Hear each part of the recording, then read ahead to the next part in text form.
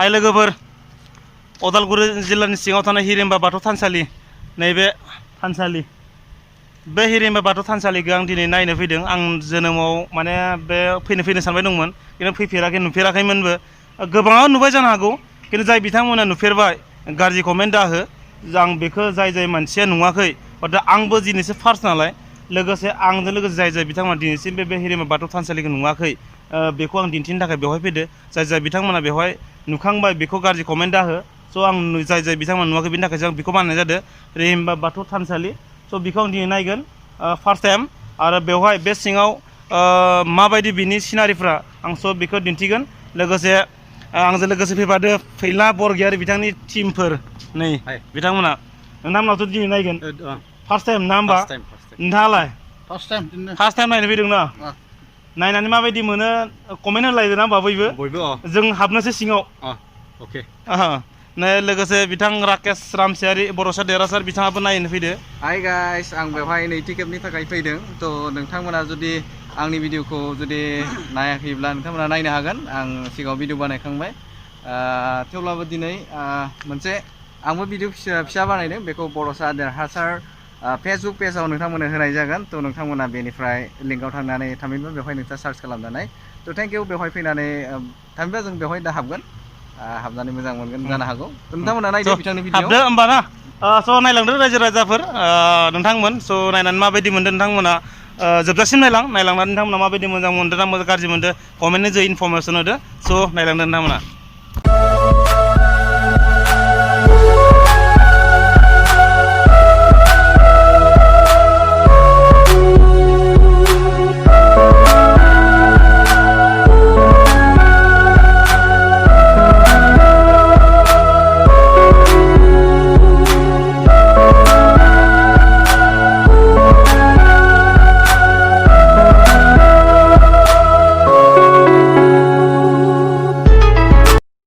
नोंथांमोना बाथौ थानसालिनि मुङाव सोरबा दानफोर होनोबा नोंथांमोनायावबो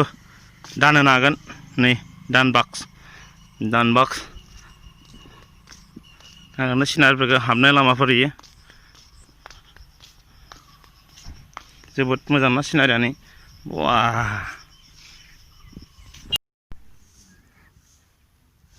बेफोर माखाया नुदों ना ओरैबायदि मोजां सिनारि गोसो जायोबा संफ्रेंबो जानो हागोन सफारि ना मा होनना बुङो बेवहाय रेस्ट हाउसफोरबो दं जिरायनो हायो नांनायखिनि सुबिदाखिनिखौ होनाय जादों आरो बेवहाय जिरायनोबो हागोन गोसो जायोबा नोंथाङा बेवहाय आरामसे दुगैनोबो हागोन नैबेनो दुगैग्रा बाख्लायनानै दुगैनो हागोन फुख्रियाव नाबो हगारनाय जादों बेहाय सिनारियाथ' जोबोद मोजां नै जों थांनानै सिदा थांनानै नै बेवहाय गाखोनोबो हागोन बाथौ थानसालिया नै मा जायगा बियो बाथौ थानसालिनि सोरगिदिं जोबोद समायना रमायना नुथायफोर दं नोंथांमोना फैबा नुनो मोनगोन बेनि सोरगिदिं सावगारिफ्रा सोमोनांथाव थारैनो माबे नै गोथै सि बावनाय गोथैखौ जों बोरै बावो गोथै सि बावनाय हिरिम्बा बाथौ थानसालिनि नैबे सेकेन्ड गेटआव आं हाबफैबाय स' नायदो नोंथांमोना सेकेन्ड गेटआव माबायदि हाबनायनि सिगां इसोरखौ एसे खुलुमग्रोबाय हे इसोर आफा बोराइ बाथौ वाव हाबलांनि आं सिङाव स' नोंथांमोनाबो आंजों लोगो आंबोथ' दिनैसो फार्स्ट गतिके नोंथांमोनाबो नायफादो आंजों लोगोसे ना होमबा स' नायदो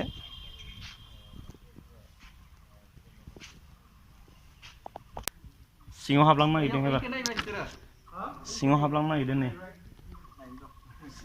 सिङाव हाबलांनो या वाव नुदोंना नोंथांमोना आर'ज गाबग्रा जायगा बियो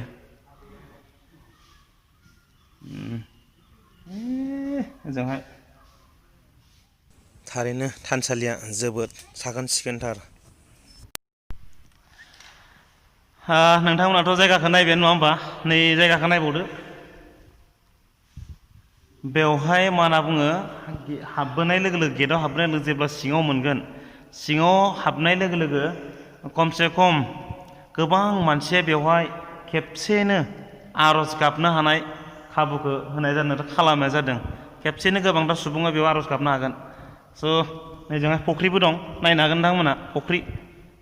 माने बेवहाय बे मन्दिरजोंनो नांजाबनानै फुख्रिबो दं नुदोंना नोंथांमोना ओइ फुख्रिबो दं आरो बिराद माने सिनारिबो दं नायनो लागा आरोखि नै बिजोंनो हाबलांनानै बिजों हाबलांनांगौ हाबलांनानै फुजा होनो हायो बेहाय एसे सिगाङाव नोंथांमोननो खोन्थागोन फुजारि बिथांजों आं एसे सावरायगोन आरो सावरायनायखौ नोंथांमोननो खोन्थागोन बेवहाय माबायदि फुजा होनाय जायो सानफ्रामबो होनाय जागोन ना जाया माबायदि खालामनाय जायो स' नोंथांमोना दसे समाव खोन्थागोन बेजोंनो फुजा होग्रा जायगाया नै आदैया गाखोलांबायानो बाबाया बैनो बाथौआ नुदोंना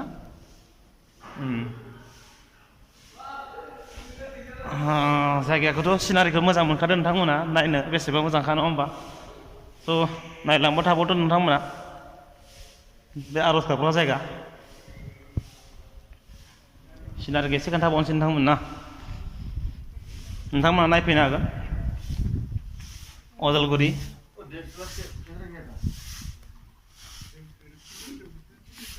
बरिया जायगा सपारि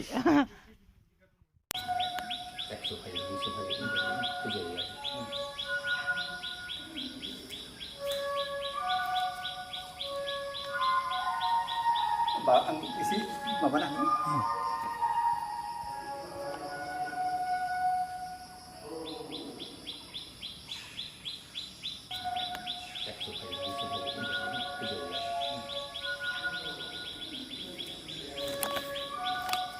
भिडिअखौ दिन गलामोन आं एसे माबाना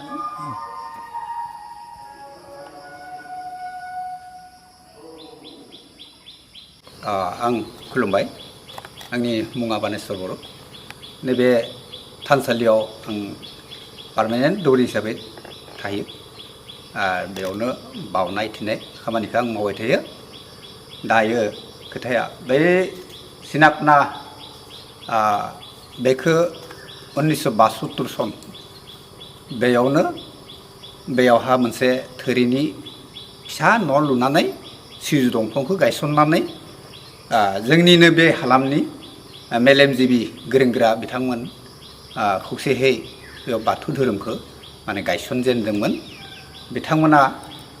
बे समावहा इसोर चन्द्र बर' बिथाङा दैदेनदोंमोन आरो बिथांनि लोगोहा गुबुन माने मेलेमजिबि मानसिफोरा बिथांनि लोगो हेफाजाब होफादोंमोन बे 1972 सननिफ्रायनो दासिम माने सोलिगासिनो दं बे 2012 सनावहा जोंनि बे नुथाय महराव नुनाय बे पाकानि बे न'खौ 2012 सनाव गिबि जागायजेनदोंमोन बिनिफ्राय 2013 सनाव बै खेराइसालिखौ बेखावनानै लानाय जायो बेनिफ्राय नैबे बावसालिया बे मोनसे महर होनो हायाखैमोन बै 12 सननिफ्रायनो फैयै नैबे 2018 सननि बे एप्रिलनि 28 तारिखै जोंनि बिटिसिनि चिफ हाग्रामा महिलारिया फैनानै बे माबा बावसालिखौ बेखावना होफैनाय जायो दा आथिखाल बेबादिनो बेवहा बावनाय थैनाय खामानिया सोलिगासिनो दङ बेयाव जोंनि बे ओनसोलनि अनगायैबो गुबुन जायगानिफ्राय जेरै अरुणाचल बेनिफ्रायबो फैदों दावबायारि नेपालनिफ्रायबो फैदों भुटाननिफ्रायबो फैदों आरो बै वेस्ट बेंगलनिफ्राय फैदों गवालपारा बेनिफ्राय बैथिं बे उरिष्यानिफ्रायबो फैदों मेघालयनिफ्राय फैदों मिज'रामनिफ्राय फैदों बिथांमोना फैनानै बेवहा दर्शन खालामनायनि जों मोननो हादों बेवहाय हाबाफोरबो होनाय जायो नामा दा बेयाव जों हाबा दानो गोथार हाबा जुलि हाबा बेखौ जोङो माने हाबानि मोनसे माबा रादाय खानायनि बे प्रमान पत्र बे सार्टिफिकेट बेखौबो जों होफादेरो बेयाव जोंनि बे सिबियारि जोंनि बर'नि अनगायैबो गुबुन धोरोमनि गुबुन माने जोंनि बे खाथि खाला थानाय गुबुन धोरोम बिथांमोनाबो फैनानै बेवहा दर्शन खालामो आरो बिथांमोननि थाखायबो जों बे दर्शननि माबाखौ माने गेवलाङै लाखिगासिनो दं। सानफ्रामबो बेसेबांसो सुबुङा बेवहाय दावबाय फैयो ओरैनो? दा जों दा बे आगोलाव जों